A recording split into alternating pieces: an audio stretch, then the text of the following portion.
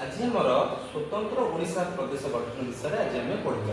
तो पिला माने आमे जानिबा केमती आम स्वतंत्र ओडिशा सुनार ओडिशा केमती गढ़ा होइतिला से विषय आज आमर विषय वस्तु रही।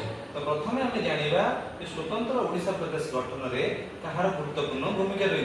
क्यों महापुरुष माने वीर पुरुष मानक पई आम ओडिशा माटी गढ़ा होइछि सेही मानक मध्यरे महाराजा कृष्णचंद्र गजपति, नवकृष्ण चौधरी, विश्वनाथ दास, रामचंद्र मर्दराज, आमर मधुसूदन दास, हरेकृष्ण महताब, मुकुंद प्रसाद दास, नंदकिशोर दास आदि विशिष्ट व्यक्तिंकर बलिष्ठ भूमिका रही।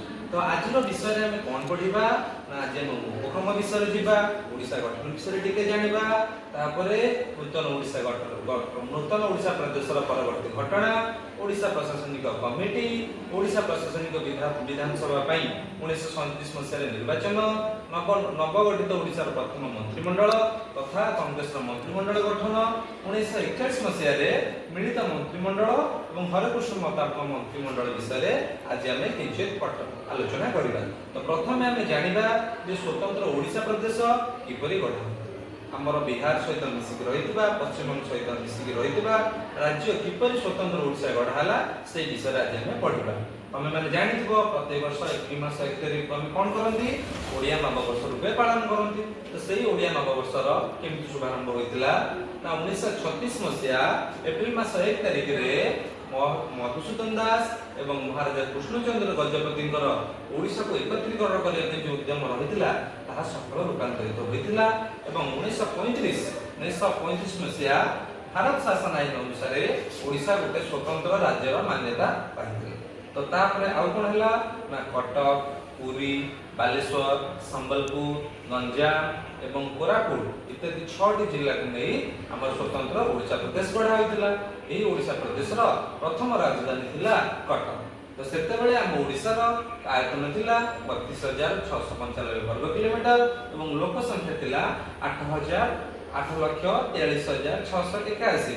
तो सही समय ओडिशा सहित 3टी प्रदेश राज्य गुडी को आनी अंचल गुडी को आनी ओडिशा सहित मिसा जायतिला यथा केंद्रीय प्रदेश आसीला खड़िया एवं पद्मपुर, विशाखापट्टनम एजेंसी आसीला जयपुर, जमीदारी एवं पटांगी, माद्रास प्रेसिडेंसी आसीले भुवनेश्वर, आस्का, सोरडा, कोदला, छत्रपुर। तो यही सब राज्य ओडिशा सहित मिसिकी कौन कराइतिला विभिन्न प्रदेश आसी ओडिशा सहित मिसितिला।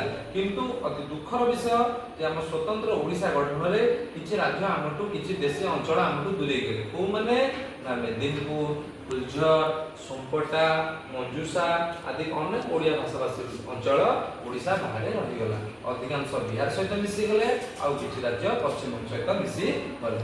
तापर आम कौन करवा ना जानिबा जे आम जो नूतन ओडिशा प्रदेश गढ़ा होइगला सत तो तार विधानसभा केमती हम तार गठन रूपरेख केमती कौन आरंभ होइतला से विषय में किछि ज्ञान नबा।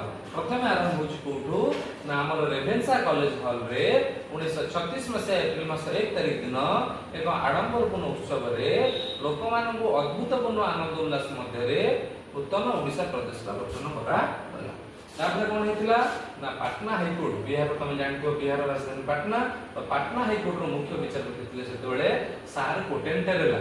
तो सी कौन करथिले ना भारतर प्रथम राज्यपाल सार जॉन ऑस्टिन भाबा को शपथ पाठ करैथिले एवं स्वतंत्र ओडिशा प्रदेश गठन रे महाराजा कृष्णचंद्र गजपति देव कटक बारवाटी दुर्ग रे एक विशाल भोजर आयोजन करथिले।